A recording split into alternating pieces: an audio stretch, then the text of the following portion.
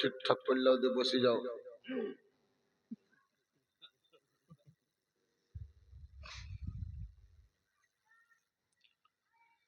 আলহামদুলিল্লাহ আলহামদুলিল্লাহ নাহমাদুহু ওয়া নুসাল্লি আলা রাসূলিহিল কারীম আম্মা বা'দ فأعوذ بالله من الشيطان الرجيم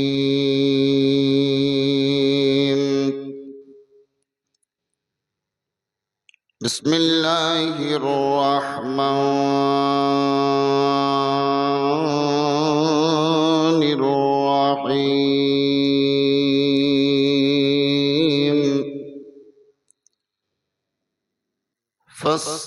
فاسألوا أهل الذكر إن كنتم لا تعلمون صدق الله العظيم وبلغنا رسوله النبي الأمين الكريم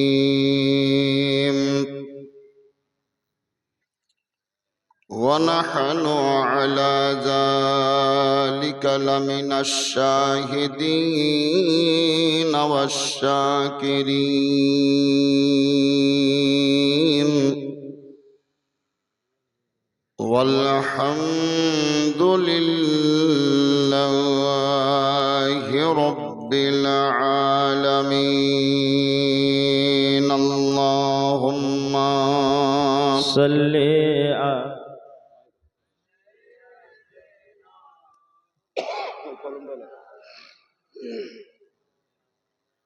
وعلى آل سيدنا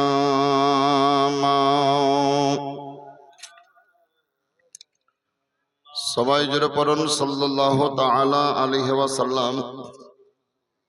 আপনাদেরকে বেশি দুরুদ পড়াইলাম না, তার কারণ দুরুদ পড়া শুনে আমাকেই মায়া লাগছে। আপনারা খুব হেফসি আছেন, যার জন্য বেশি খাটাবো না, এটা নিয়ত করেই এসেছি। তবে কেউ ঝগড়া ঝাঁটি লাগিয়েন না। আমার জ্ঞান বলছে যদি পাড়ার উপারা ঝগড়া লাগে তাই জানা জাগাহের গুঁড়াতে জড়ো করা ইট কয়টা থাকবে না, কে কোন দিকে যে মারবে ওইলা পাথাড়ি। যাকে এই স্টেজে আমি গত বছর এসেছিলাম, নিশ্চয়ই মনে পড়ছে আপনাদের। এবছরেও এলাম। জালসা আমার পূর্বে গত বছর এক বক্তা ছিল মালদহা বাড়ি, আফজাল হোসেন মানজারি। আর এই বছর যে বক্তার বক্তব্য শুনলেন আর ভগবান গোলা বাড়ি, ওবাইদুল ইসলাম জামালি। যদিও আমি কাজকার, আমাকে আগে দেওয়া দরকার ছিল, তার কারণ সোহরাব মাওলানাও বললে যে প্রধান বক্তা আসছে, আর ওবাইদুল ইসলামও বললে প্রধান বক্তা আসছে, কিন্তু রুলসের বাহিরে কাগজে প্রধান বক্তা হামিল হয়, হ্যান্ডবিলে কিন্তু প্রধান বক্তা ওবাইদুল ইসলামকেই করা হয়েছে। খেতে যাক, উল্টা পাল্টা হইলো হোক গা, দুনিয়ায় তো উল্টা চলছে, কি করবে। আর যারা বাহিরে আছো বাহিরেই থাকো, আর এসিও না। আর যারা ঘুমায় আছেন, আল্লাহর রাস্তায় বলছেন ঘুম ছেড়ে আসবেন না।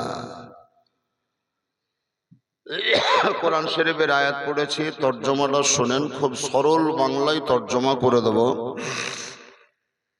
আমরা এখানে যারা বসে আছি তারাও, যারা বাইরে আছেন তারাও, এক কথায় যে যেখানে আছেন, যে যে পজিশনে আছেন, কেউ আমরা নিজেকে ছোট ভাবি না, বরং নিজের নিজের জায়গায় আমরা সকলেই বড়।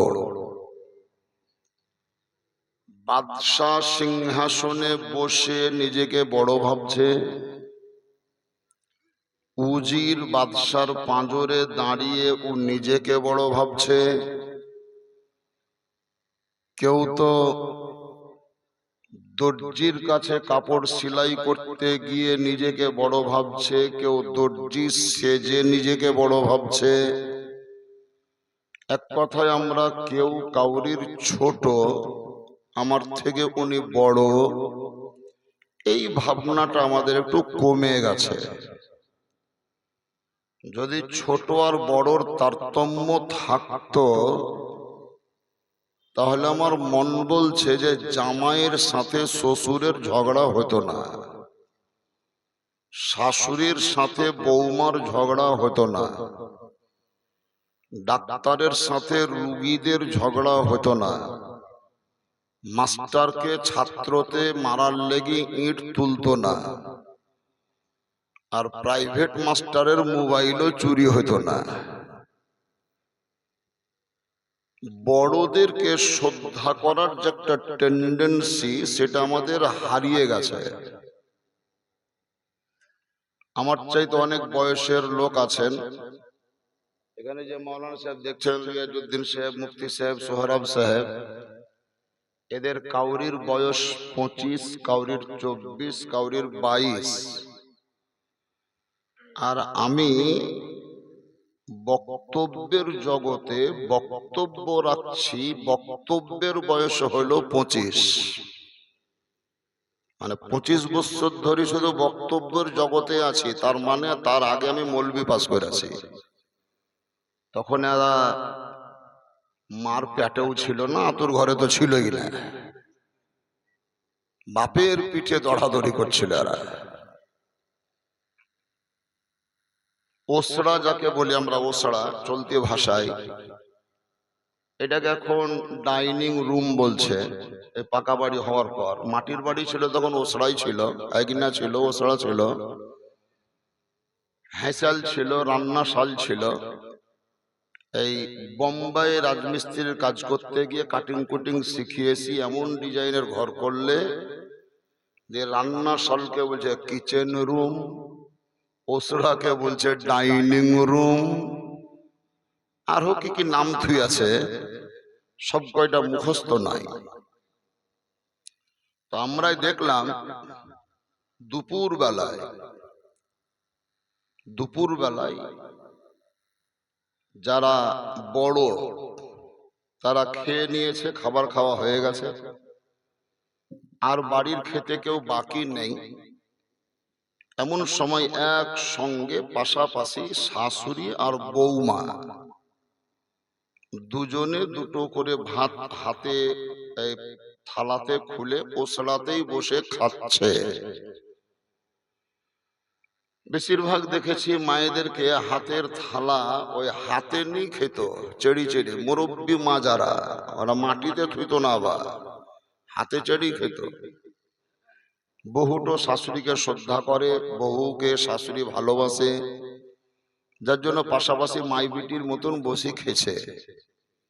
এমন সময় লোকমা হাতে তুলে মুখে ভরতে যাবে, হেন সময় যদি শ্বশুর জোহরের নামাজ পড়ে টুপি হাতে করে নিয়ে বাড়ি ঢুকেছে, আমরাই সচক্ষে দেখলাম ওই বৌমা আর শ্বশুরের সামনে ওসড়াই বসে খেলো না, ভাতের থালা খানকে নিয়ে ঘরে ঢুকি গেল। এরকম দৃশ্য আপনাদের চোখে ধরা পড়েছে না পড়েনি? আচ্ছা, এই দৃশ্য কি আর দেখা যাচ্ছে? নাই। বেটাতে বহুত একটু গল্প করবে তো মাকে লুকাই চুরি করে অন্য জায়গায় টিবল তলায় যাই, কানটার দিকে যাই, বাথরুমের পাঁজরে গিয়ে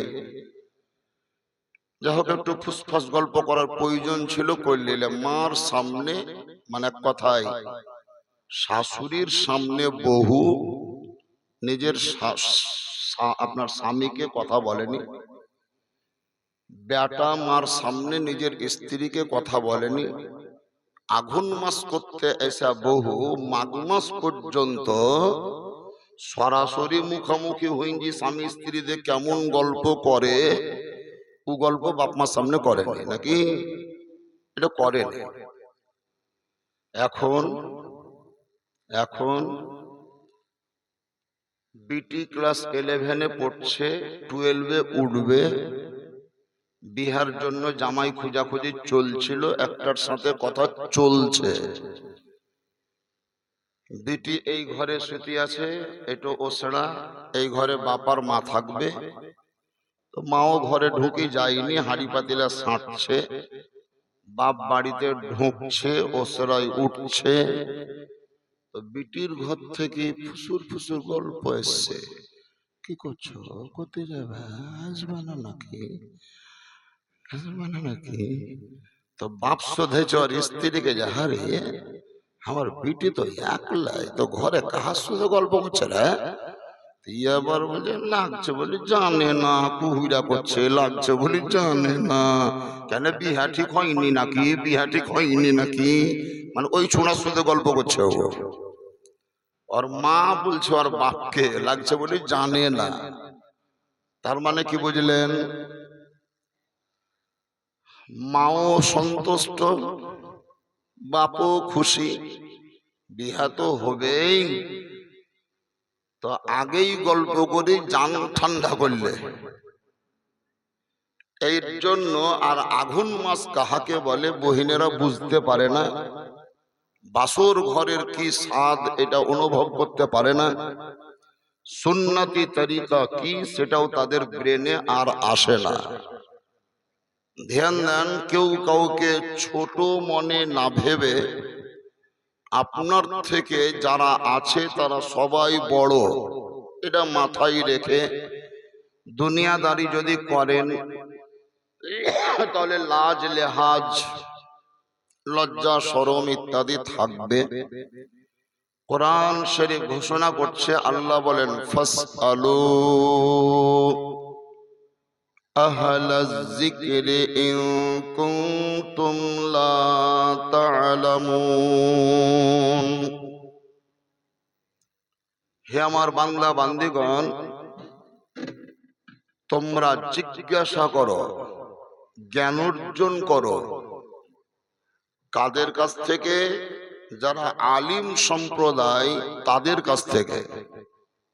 ইন কুনতুম লা তা'লামুন, যদি তুমি জ্ঞানহীন হও, যদি তুমি অজ্ঞান হও, ইসলামিক জ্ঞান যদি তোমার মধ্যে না থাকে, তাহলে আলিমদের কাছ থেকে জ্ঞান সংগ্রহ করো।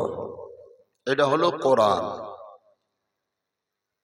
আল্লাহর নবী রসুল আরবি হজরতে মুহাম্মদুর রাসূলুল্লাহ হেফসি আছেন, তার জন্য ভয়ও লাগছে, আর একবার বললেন সাল্লাল্লাহু তাআলা আলাইহি ওয়াসাল্লাম বললেন, আল ইলমু হুয়া নূর, আল ইলমু হুয়া নূর, ইলম হচ্ছে, বিদ্যা হচ্ছে, শিক্ষা হচ্ছে এক প্রকারের আলো বা জ্যোতি। কোন অন্ধকার জায়গায় যদি প্রদীপ বা লাইট জ্বালানো হয়, সেই জায়গায় যেমন অন্ধকার থাকে না, কোন মানুষের ভিতরে যদি বিদ্যা বা শিক্ষা সংগৃহীত হয়, তাহলে তার মধ্যে জড়তা বা মূর্খামি থাকে না, জাহিলিপনা করবে না। মামুনরা কথা বলেন না, দাঁড়ান। আপনারা নিশ্চয়ই জানেন, জ্ঞানীগুণী মানুষ আপনারা আমার চাইতে হয়তো অনেকেই শিক্ষিত লোক বসে আছেন। গোটা দেহের মিডিল যদি বলা যায়, তাহলে কেউ কেউ নাভিকে বলে, নাভি হচ্ছে মিডিল পয়েন্টে আছে, নাভিটা মিডিল পয়েন্টে। ওই নাভিটা যখন একটু লড়াছড়া এদিক সেদিক লড়ে চড়ে যায়, তখন পেটে ব্যথা হয়, ওকেই অনেক মায়েরা লাড় উঠা বলে। লাড় উঠাছে, লাড় উঠা। তো কেউ তো পেটটাকে মালিশ করে একবারে ধরি, এবারে মধ্যখানে নিয়ে যায়, গেলাসে চাপাই, চারাক জ্বালায় ওকে ঠান্ডা করে। আবার কাহুকে কাহুকে দেখা যায় যে মেলা কিছু করে, লাড় উঠাতে। নাভিটা হচ্ছে পা থেকে মাথা পর্যন্ত দেহের মিডিল পয়েন্টে। গোটা পৃথিবীর মাঝে, গোটা পৃথিবীর যেটা নাভি, মিডিল পয়েন্ট, সেই জায়গাটার নাম হলো মক্কাতুল মুকাররমা। আর ওই মক্কাতুল মুকাররমাতে একটি পবিত্র ঘর অবস্থিত, সেই ঘরটির নাম হলো কাবা বাইতুল্লাহ। এখানে কাবা, এদিক থেকে যদি দক্ষিণ নাকি দক্ষিণ দিক থেকে যদি দুনিয়ার শেষ প্রান্ত থেকে লাফতে লাফতে এখানটা চলে আসেন, মিটার কিলোমিটার হবে। পূর্ব দিকে যদি যান তো অত কিলোমিটার হবে, উত্তর দিকে যদি যান তো অত কিলোমিটার হবে, পশ্চিম প্রান্ত দিক থেকে যদি ফিতা ফেলি বা চেন ফেলি লাপেন অত কিলোমিটার হবে। তার মানে চতুর্দিককার নাভি হলো মক্কা। আর ওই মক্কাতুল মুকাররমার মিডিল পয়েন্টে অবস্থিত আল্লাহর ঘর, যার নাম হলো কাবা। এই কাবা শরীফের দিকে আমরা মুখ করে নামাজ পড়ি। এই কারণেই নিয়ত করার সময় বলি ইলা জিহাতিল কাবাতিশ শরীফাতে আল্লাহু আকবার। এলা মানে দিকে, জেহাদ মানে তরফ, কাবাতিন মানে কাবা, শরীফ মানে পবিত্র। আমার মুখ পবিত্র কাবা শরীফের দিকে, আল্লাহু আকবার। এখান থেকে বোঝা গেল কেউ যদি দক্ষিণ দিকে মুখ করে নামাজ পড়ে তাহলে তার নামাজ হবে, যারা বলেন হবে না। কেউ যদি উত্তর দিকে মুখ করে নামাজ পড়ে এখন এই এলাকার লোক, তাহলে হবে না। কেন? আমাদের কাবা শরীফ আছে পশ্চিম প্রান্তে। তাহলে এটা হলো মক্কা, আর এই মিডিল হলো কাবা। এদিকটা পূর্ব, মানে আমরা পূর্ব দিকে বাস করছি, তার জন্য পশ্চিম দিকে মুখ করে নামাজ পড়ছি। এই কাবা যেখানে আছে এখান থেকে এদিকে হলো পশ্চিম। পশ্চিম প্রান্তে যারা বসবাস করে তারা কাবা শরীফের দিকে মুখ করে নামাজ পড়ে, মানে পূর্ব দিকে। এই সাইডে যারা আছে তারা উত্তর দিকে মুখ করে নামাজ পড়ে। কেন? ওদের উত্তর দিকেই কাবা অবস্থান করছে। উত্তর প্রান্তে যারা বসবাস করে তারা দক্ষিণ দিকে মুখ করে নামাজ পড়ে। এক কথায় আমরা কেউ উত্তর, পূর্ব, দক্ষিণ, পশ্চিম দিকে মুখ করে নামাজ পড়ি না। একটা ঘর, গোটা বিশ্বের মুসলমান সেই ঘরের দিকেই মুখ করে নামাজ পড়ে, যেই ঘরটির নাম হলো কাবা মুআজ্জামা। কাবাটা হচ্ছে আমাদের কিবলা। কিবলা মানে দিক, কিবলা মানে দিক। ওই কাবার দিকে মুখ করে আমরা নামাজ পড়ি। কাবা ঘরটা ছিল কোথায় জানেন? নিশ্চয় আপনারা দেখছেন, এই কলহপুরে আমি দেখলাম কিছু কিছু বাড়ি মোটামুটি 30 বছর আগে তৈরি হয়েছিল। 30 বছর আগে তোর ধাপচালিতে উঠতে, মানে বারান্দায় উঠতে 3টা সিঁড়ি ছিল। 30 বছর পর এখন যদি দেখছি তো এই 3টা সিঁড়ি ডুবি গেছে, ও সড়া সুদ্ধা রাস্তা লেবাল হয়ে গেছে। এরকম হয়েছে না? হয়নি? এই কারণে এবার ঘরটাকে উঁচা করতে হয়েছে। তো মক্কাতুল মুকাররমাই যেই জায়গায় কাবা, এদিকে একটু উঁচু, এদিকে উঁচু, এদিকে উঁচু, এদিকে উঁচু, চতুর্দিকে উঁচু হওয়ার কারণে কাবাটা ছিল নিচু জায়গায়। আর এই চতুর সাইডের বৃষ্টির পানি গড়ে গড়ে এসে কাবা ঘরের ভিতরে ঢুকতো, দিয়ে কিছু দেওয়ালের ক্ষয়ক্ষতি হয়েছিল। তখন আল্লাহ ইব্রাহিম নবীকে আদেশ দিলেন যে কাবা ঘরকে শহীদ করে দাও, যে তলায় বা ভিতরে মাটি পাথর ফেলে একটু উঁচা করো, যে উঁচু জায়গাতে কাবা ঘর নির্মাণ করো, যেন পরবর্তীতে বৃষ্টির পানিতে কাবা ঘর আর না ডুবে। তার জন্য ইব্রাহিম আলাইহিস সালাম করলেন কি, আল্লাহর আদেশে কাবা ঘরকে ভেঙে দিলেন। ওই জেসিবি ছিল না, আর হম্বল হাথুরও ছিল না, যেভাবে পারলেন ভাঙলেন। এবার কাবা ঘরের নির্মাণ শুরু করলেন। মিস্ত্রি কোথাকার, কলহপুরের লয়, কনকপুরের লয়, জালালপুর, কামালপুর, সাওড়াপাড়ার লয়, বোম্বাই থেকে হায়ার করে আনেনি। মিস্ত্রি হিসাবে ইব্রাহিম নবী নিজেই কাজ করলেন। সুবহানাল্লাহ বলবেন না? শুধু আমার ভাষাগুলো একটু বুঝবেন যে আমি কি বুঝাতে যাচ্ছি।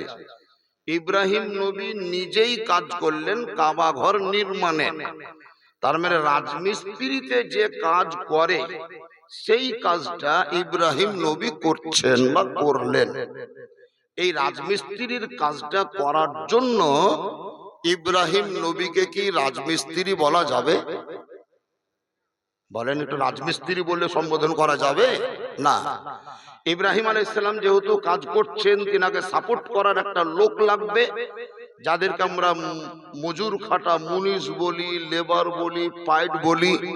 ইংরেজিতে লেবার বলে, উর্দুতে মজদুর বলে, আর বাংলাতে আমরা মুনিশ বলছি বা পাইট বলছি। তাই পাথরগুলা যে আগিয়ে আগিয়ে দিতে হবে, একটা লেবার প্রকৃতির লোক প্রয়োজন। ইব্রাহিম নবী অন্য কাউকে হায়ার না করে উনি উনার নিজের বেটা হযরত ইসমাঈল আলাইহিস সালামকে বললেন যে বেটা পাথরগুলো আগিয়ে দাও, আমার হাতে ধরিয়ে দাও। তাহলে ইসমাঈল আলাইহিস সালাম ধরিয়ে দিলেন আর বাপ ইব্রাহিম গাঁথলেন। তাহলে মিস্ত্রির কাজ করলেন ইব্রাহিম নবী। এই কারণে তিনাকে রাজমিস্ত্রি বলা যাবে না, যেহেতু তিনি একজন নবী। হযরত ইসমাঈল আলাইহিস সালাম যদিও ওই লেবারে যে কাজ করে সেই কাজ তিনি করেছিলেন, কিন্তু যেহেতু তিনি নবী সেহেতু তিনাকে মুনিশ বা লেবার বা পাইট বলে সম্বোধন করা যাবে না। আমাদের দিনের নবী, বিশ্ব নবী, আকা মুস্তাফা আহমদে মুজতবা নবী মুহাম্মদুর রাসূলুল্লাহ সাল্লাল্লাহু তাআলা আলাইহি ওয়াসাল্লাম মা হালিমার বাড়িতে থাকাকালীন অথবা খাদিজাতুল কুবরার বাড়িতে আসার পর ছাগল চড়া, ভেড়া চড়া, উট চড়ার কাজ যেটা রাখালে করে, সেই কাজটা দুনিয়ার মানুষের মঙ্গলের জন্য, দুনিয়ার মানুষকে শিক্ষা দেওয়ার জন্য যদিও নবী করেছিলেন, কিন্তু তাই বলে তিনার সম্মানের হানি হবে সেহেতু নবীকে রাখাল বলা চলবে না। বুঝতে পারলেন না? ইব্রাহিম নবীকে যেমন আমি রাজমিস্ত্রি বলতে পারবো না, ইসমাইল নবীকে যেমন আমি মুনিশ বা লেবার বলতে পারবো না, ঠিক তেমন আমাদের নবীকেও রাখাল বলতে পারবো না। যা হোক, ইব্রাহিম আলাইহিস সালাম কাবা ঘর নির্মাণ করতে করতে করতে যখন সিনা বরাবর হলো, পাথর গাঁথছেন, থুতনি বরাবর হলো, অসুবিধা হয় না। এই কপাল বরাবর যখন হয়ে গেল, তখন তিনি আর দেওয়ালের এই মাথা দেখতে পান না। তখন এবার চিন্তায় পড়লেন, কি করব, বাঁশ তো নাই যে আমি ভাড়া বাঁধবো বা মাচান তৈরি করব। চিন্তায় চিন্তিত। তখন আল্লাহ বললেন, ইব্রাহিম, বাঁশ ঝাড় থেকে বাঁশ কেটে এনে তোমাকে মাচান বানাতে হবে না, ভাড়া তৈরি করতে হবে না, মই নিতে হবে না। ওই যে সামনে একটি পাথর পড়ে আছে, পাথরটা নিয়ে এসো। ওই পাথরটা রেখে দাও, পাথরের উপরে পা চাপাও। এই পাথর হলো জড় পদার্থ, হিলালড়া করতে পারে না, ছোট বড় হয় না। কিন্তু ইব্রাহিম পয়গম্বর যে পাথরের উপরে পা রাখলেন, আল্লাহ রাব্বে কায়নাতের হুকুম হলো যেমন যেমন দেওয়াল উঁচু হতে হতে যায়, ঠিক তেমন জ্যাক মেশিনের মতন এই পাথরটাও লিফটের মতো ওপরে উঠতে উঠতে যায়। পাথরটা উঁচু হতে লাগলো। স্প্রিং ফিট করা ছিল না। জ্যাক তো দেখেছেন আপনারা, জ্যাক লরি বোঝাই মাল, চাকা হইলো পাংচার, খালাসি ঢুকি পড়লো গাড়ির তলে, টায়ারকে খুলি নিলে খুলবে কি করি, মাটিতে চেপি কামড়াই ধরিয়াছে, তো পিছন দিকে বা হুডের দিকে একটা মেশিন ছিল, এমনি বড়, ফুটা ফুটা, ওকে দিলে নিচে একটা লোহা ভরি ঘুরে দিল, ঘুরে দিল, চ পাক ঘুরেছে, তাই ইঞ্চি দেখছি লরিটো ওপরে উঠছে ওই জ্যাকের দ্বারাই, মাল বোঝাই সহ।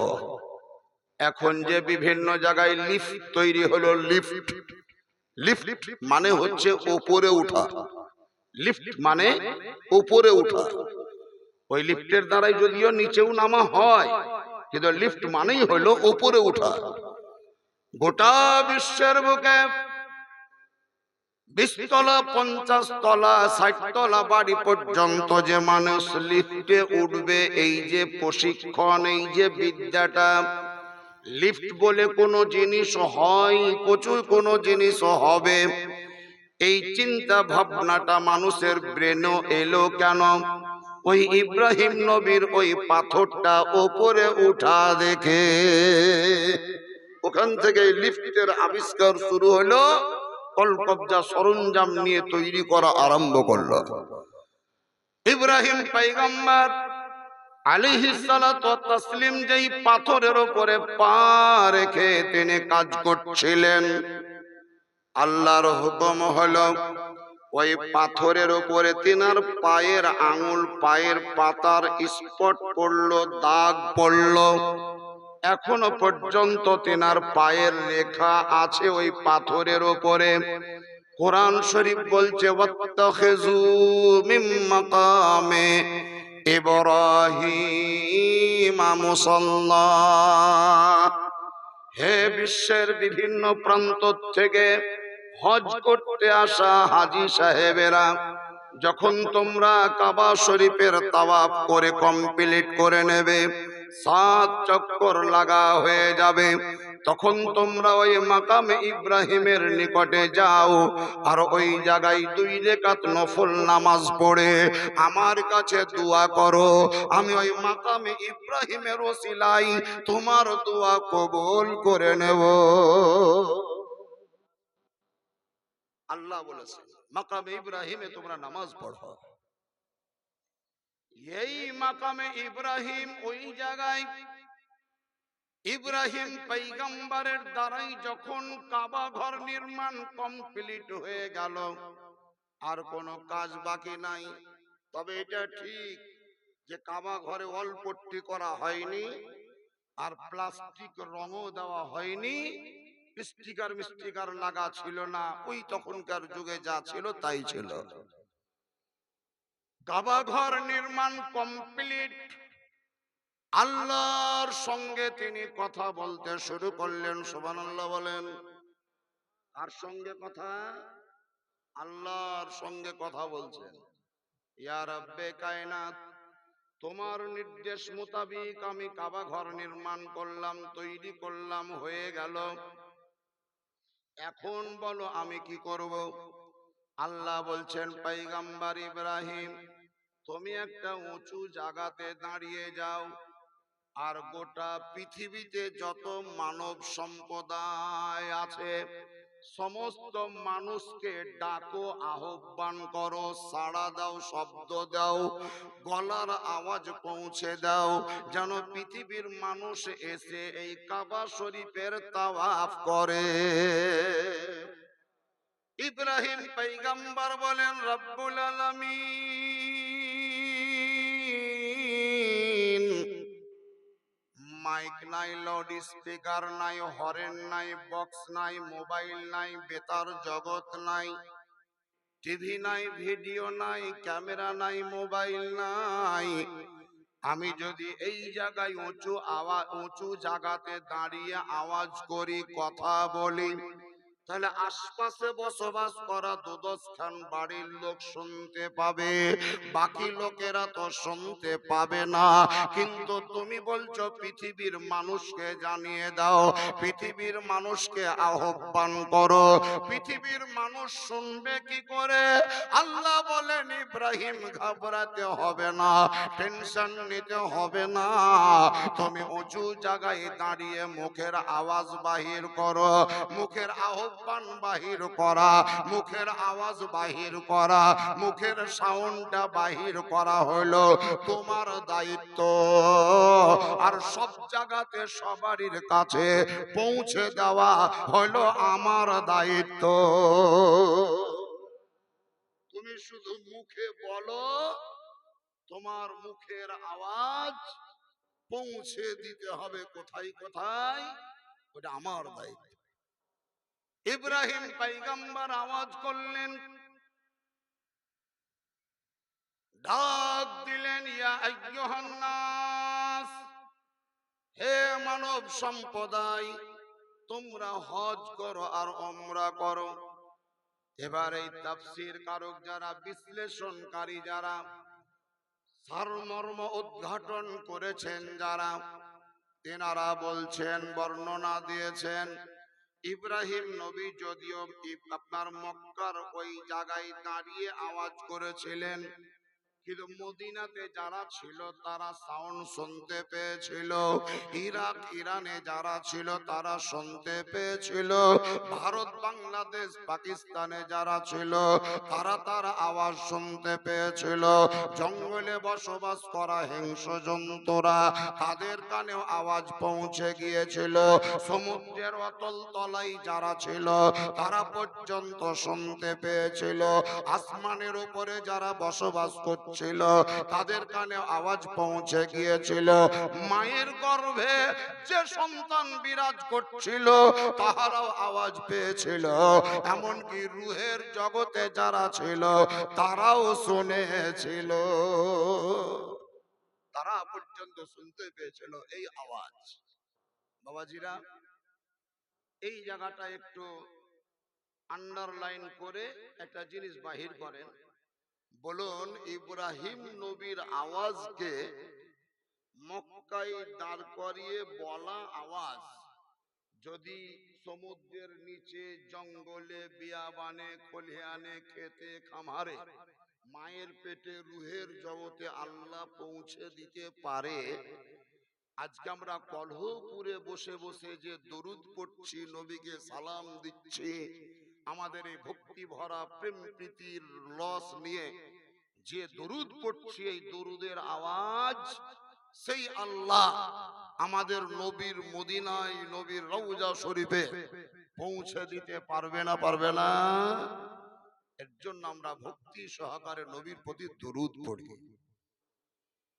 আপনাকে চিৎকার করতে হবে না, নবী শুনতে পাই না বলে জোরে কথা বলতে হবে না, আপনি যেভাবেই বলবেন সেভাবেই আপনার নবী আপনার দরুদ শুনতে পাবে। একটা কথা আপনাদের মাথায় দিচ্ছি, মা বোনদেরকেও বলছি, এখানে দুইটা মাওলানা আছে বসে, এটা মাওলানা সোহরাব সাহেব, আর ওইটা আপনাদের গ্রামের টাটকা এবছর পাস করা 2024-এর শেষে 25-এর প্রথমে মুফতি পাস করিয়েছে, এখনো গায়ে হলুদ পড়েনি, তবে কিছুদিন পর বোধহয় হলদে মাখবে। এই ঠান্ডা মান্ডা ছিল, জামা টামা খুলতে হবে, তার লাগি ব্যবস্থা করেন, এখানে গরমে সুখ, তখন দেখবেন কেমন করে যে হলদি মাখতে হয় বুঝাইন দেবে। হলুদ মাখা জায়েজ, সাহাবী রাসূলের বর্ণনার দ্বারাই নবীর পিরিয়ড থেকে হলুদ মাখা জায়েজ, এটা হাদিস দ্বারা প্রমাণিত, এটা না জায়েজ নয়, আপনি হলুদ মাখতে পারেন, কিন্তু কে কে হলদি মাখাইতে পাবে, কে কে পাবে না, ওইটা আপনাদেরকে জ্ঞান সংগ্রহ করতে হবে, ওই বিদ্যাটা আপনাকে নিতে হবে, যে দেওরের গায়ে ভাবি হলদি মাখাইতে পাবে না পাবে না, চাচাতো বহিন পাবে কি পাবে না, এই বিষয়ের প্রতি আপনারা একটু ধ্যান দিবেন। তবে আমরা যতই বলি অবধায় মানতে পারবেন না, শাশুড়ি তো বলছে, কেমন বহু গো তুমি, আমার ছোট বেটার বিহাগের হলদি গেলা মাখাইতে পারলা না, ওই দেখো হলদির করতে লাও ইতালাও তা করে মাখাইন দাও গা, ও নেংটি মেরিয়ে বললে আও ভাই জামা করলো, একবারে পুঠা পর্যন্ত লুঙ্গিকে চেড়িলে মাখা কিলে মাখা চলছে সমাজে। আপনারাও খুশি, যাহার মাখাইছে ও খুশি, আর যে মাখাইতে পেয়েছে ও খুশি, ও দেখছে যে সারা জীবন মেলা দিন হলো বিয়া হওয়া, কোনোদিন স্বামীর হাত তলে পাত তলে আমি হলদি টলদি মাখাইনি, তেল তেল দিয়ে নিচু চুড়াকে পেয়েছিল, ডট ডইলাই ডট ডইলাই, হ্যাঁ, এমন করে ডডেছে মনে হচ্ছে চামড়া থাকবে না। হলদি মাখাও, বেটাকে হলুদ মাখাও মা, নিজের ভাইকে হলুদ মাখাও বোন, ভাতিজাকে হলুদ মাখাও নিজের ফুফু, বহিন বেটাকে হলুদ মাখাও নিজের খালা, পোতাকে হলুদ মাখাও নিজের দাদি, নাতিকে হলুদ মাখাও নিজের নানি। এক কথায় যাদের সঙ্গে এই মুফতি সাহেবের বিয়ে জায়েজ নয়, ওই সমস্ত মেয়েরাই তাকে হলুদ মাখাতে পাবে, বাকি অন্যরা কেউ নয়। না, কেউ না। দেখেন, আনন্দ ফুর্তি করতে গিয়ে গুনহা কামায়েন না। হয়তো আপনারা ভাববেন যে আমি বাড়াবাড়ি করে বলছি, না, আমার বাপের নেতৃত্বে কি হলো,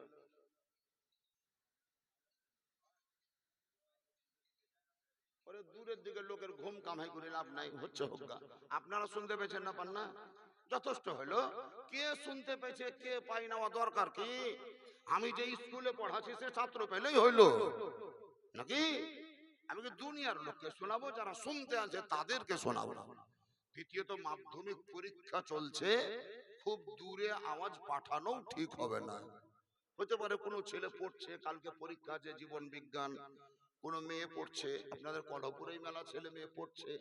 এমনিতেই তো জালসা করাই নিষেধ এই টাইমে, এই টাইমে জালসা করাই নিষেধ। পরীক্ষা চলছে, আপনারও বিটি পরীক্ষা দিচ্ছে, আমারও বিটি দিচ্ছে, আপনারও ছেলে আমারও ছেলে, সবারই ছেলে। তাহলে আমার ছেলে যদি মাধ্যমিক পরীক্ষা দিচ্ছে অবশ্য, আমার একটা বিটি পরীক্ষা দিচ্ছে আর একটা বেটা দিচ্ছে। আমার দেখেন এই রোজা ধরলেই একটা বিটি উচ্চ মাধ্যমিক পরীক্ষা দিবে। পরীক্ষা চলছে, যে যা হোক, আমার যা হচ্ছে হোক গা, ওদেরকে ধ্যান দিয়েন না, মাই কলার বদনাম করিয়েন না, হামাকেও গাল দিয়েন না যে মৌলবি চিল্লাইতে পারে না। হ্যাঁ, চিল্লাইতে পারে না এই কথা বলিয়েন না, তার কারণ আমি খুব চিল্লাইতে পারি। আমি চিল্লাই না, আমি খুবই চিল্লাইতে পারি। আমি যে কথাটা বলছিলাম, আমার বাপের নেতৃত্বে বিয়ে হয়েছে আমার, তখন আমার স্বাধীনতা ছিল না। আমার বাপের নেতৃত্বে বিয়ে হয়েছে আমার বড় ভাইয়ের, মেজো ভাইয়ের, আমার দুটো বোনের। আমি যখন মাওলানা পাশ করলাম, তখন এবার আমার নেতৃত্বে, বাপ মা আমার বেঁচে আছে কিন্তু আমার ভূমিকাটা বেশি, মানে বাড়ির লোক আমাকে মানতে লাগলো, প্রাধান্য দিতে লাগলো মাওলানা হিসাবে। তখন এবার প্রথম বিয়ে দিচ্ছে আমি, আমার নেতৃত্বে আমার বড় ভাতিজি, আমার মেজর ভাইয়ের বড় বিটি। বিয়া টিয়া ঠিক হয়ে গেল, জামাই দেখে এলাম আমি, যা করতে হয় সব করলাম আমি, যা কিনতে হয় সব কিনলাম আমি। যেদিন থুবড়া খাইতে বসবে, সেদিনই আসরের টাইমে আমার মা, ভাবি, আমার স্ত্রী, আমি, মেজর ভাই, বাপ, চাচা, কাকা, খালা, ফুফু যা ছিল সবকে নিয়ে বসলাম। যে বসে বললাম যে শোনো, আমার একটা কথা আছে আজকে সমাজের নিকটে, আপনাদের সকলের কাছে। কি কথা? আমার ভাতিজি আজকে থুবড়া খাবে চকিতে বসি।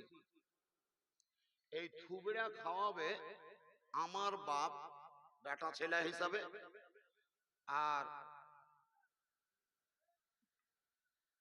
আমার ভাতিজির বাপ মানে আমার মেজো ভাই, এই দুজন বেটা ছেলে। আর বাকি কোনো বেটা ছেলে থুবড়া খাওয়াবে না, বাকি যত মহিলা আছে তারা খাওয়াবে। সবাই মেনে নিল, অসুবিধা নাই।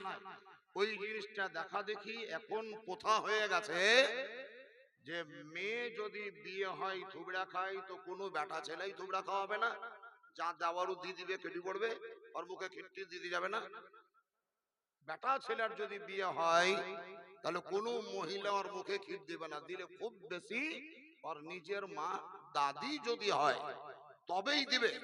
তাছাড়াও এলে একবারে উর্মি ধানের সুরমি ক্ষীর খাইলে রে বাবা, পাকাইলে রে ওয়া লয়, ওয়া বাদ দাও, ও যোগে ভুলি গেয়া হারাই যাও। বলছিলাম বাপ, আল্লাহর নবী আকা মুস্তাফা আহমদ মুস্তাফা নবী মুহাম্মদুর রাসূলুল্লাহ, সবাই জোরে পড়ুন সাল্লাল্লাহু তাআলা আলাইহি ওয়াসাল্লামের উম্মত হিসাবে আমি শিক্ষা দিচ্ছি তা নয়, আপনাদের আপনার ব্রেনে একটা মেসেজ দিচ্ছি।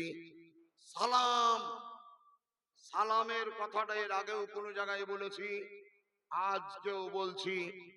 এই মৌলানা সোহরাব সাহেব যদি কানে শুনতে না পায় আর ওকে যদি মুখে সালাম দেন আসসালামু আলাইকুম আসসালামু আলাইকুম, তাহলে ওকে আমার সালামের উত্তর দিবে? কানে যদি শুনতে না পায়, মানে বহিরা যদি হয়, তাহলে বহিরা লোককে সালাম দিতে গেলে মুখে সালাম দেওয়া চলবে না, ওকে হাতের ইশারা করতে হবে। তখন দেখবেন ও হাত কপালে তুলবে। কোন লোক যদি বহিরা হয়, কানে ঠসা মুখে বোবা, আর ওর বাড়ি অলির ওপরে ঝগড়া করি যদি হাই মাদ্রাসার কাছে বসে আছে, এদিকে ওর স্ত্রী যদি পুটলি পাটলা বেঁধে বাঁধে বাঁধে আমডোল পালেছে, ওকে যাই যদি কেউ চিল্লাই চিল্লাই বলে তোর বহু পালেলো দেখা, তোর বহু পালেলো দেখা, তোর বহু পালেলো দেখা, ও কি বুঝবে? ওকে যদি বুঝাতে চান তো কি বলি বুঝাতে হবে?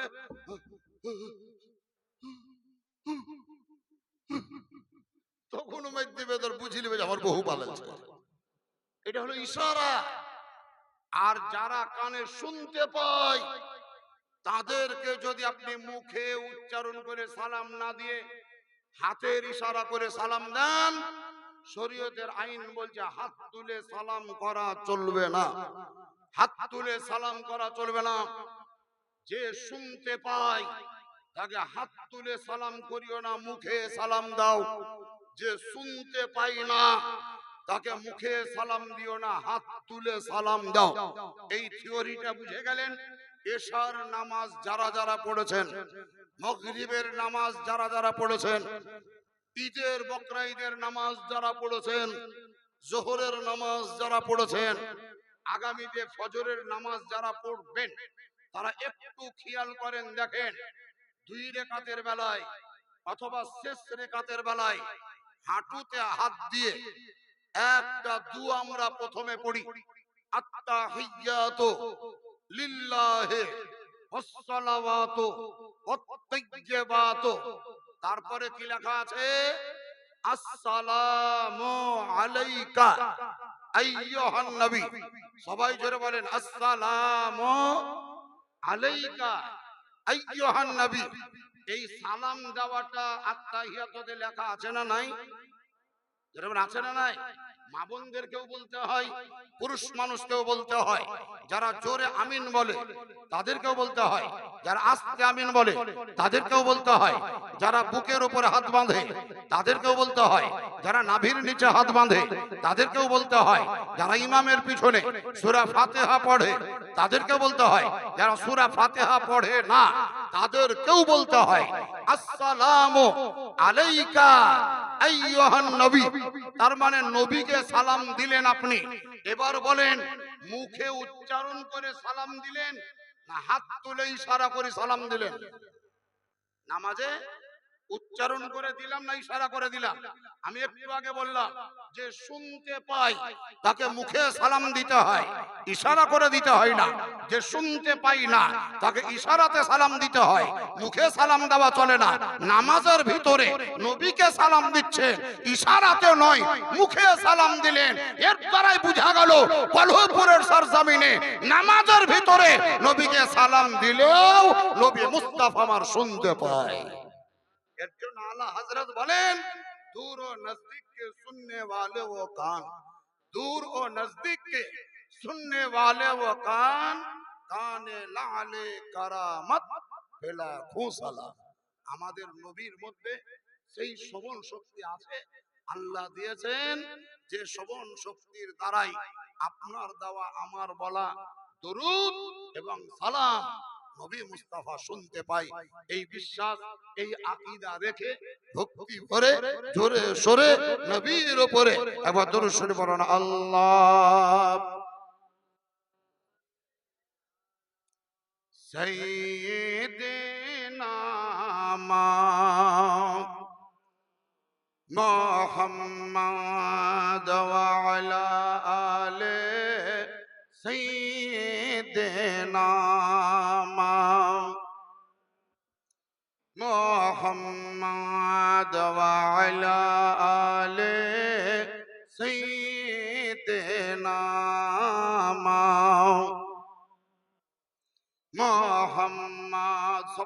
করেন সাল্লাল্লাহু তাআলা আলাইহি ওয়াসাল্লাম। বাবাজিরা, আপনারা যারা বসে আছেন কলহপুরেরই লোক বেশিরভাগ আছেন, হয়তো আশপাশ কোনো গ্রামের লোক এসেছেন তাই কুটুম হিসাবে, তাছাড়া গ্রামের লোককেই গ্রামের জালসা শুনতে হয়।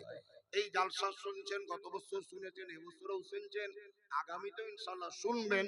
তো এই জালসা করার জন্য, জালসা শোনাবার জন্য, আপনাদেরকে কিছু খাওয়াবার জন্য যে সুবন্দোবস্ত আছে, এটা তো আমাদের পঞ্চায়েতের প্রধান দেয় না, আর এমএলএ এমপিদের কাছ থেকেও পাওয়া যায় না, আর মুখ্যমন্ত্রীকে তো বলাই যাবে না। এখানে দিবে না, অন্য জায়গায় দিচ্ছে বা মেলায় কিছু দিচ্ছে।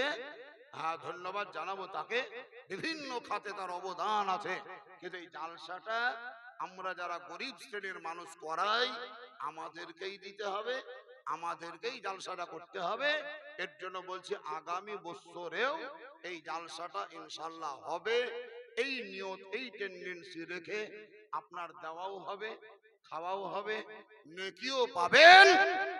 বহুত লোক বসে আছেন, অত্র লোকের মধ্য থেকে একজন ব্যক্তি আপনি প্রথম নম্বর একটা নাম লেখান যে হুজুর আমি 1200টা টাকা আগামী বছরের জালসার জন্য দিব। 1200 টাকা একটা লোক। বহুত লোক বসে আছে, কারেন্টের মতো নাম লেখাবেন, দেরি করতে হবে না, যত তাড়াতাড়ি পারবেন। একটা ব্যক্তি প্রথম ওপেনে, কি নাম? এই কি নাম দেখো তো মুফতি সাহেব? বাসার, বাসার হরিশপুরে একটা কাপড়ের দোকানদারের নাম বাসার।